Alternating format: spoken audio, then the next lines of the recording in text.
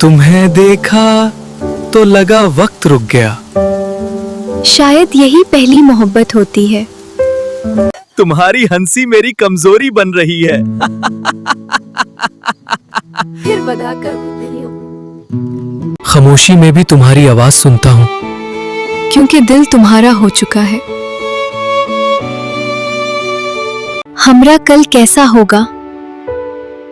बस तुम हो, मैं हूँ और मोहब्बत। क्या मैं इतनी बुरी हूँ? नहीं, बस हालात बदल गए हैं। ये अलविदा सिर्फ कुछ वक्त के लिए है ना? काश मैं झूठ कह सकती।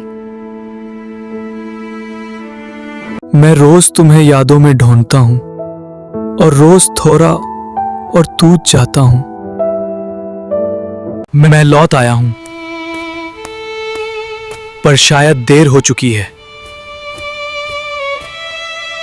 हम फिर से शुरू क्यों नहीं करते?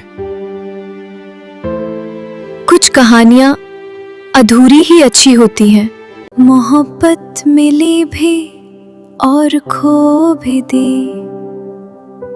ये सीन दिल तोड़ देता है। अगर आपको हमारी फनी एंटरटेनमेंट, इस्लामिक कार्टून्स और स्टोरीज पसंद आती हैं, तो फ्लम्बो टीवी यूट्यूब चैनल को सब्सक्राइब करना बिल्कुल मत भूलिए।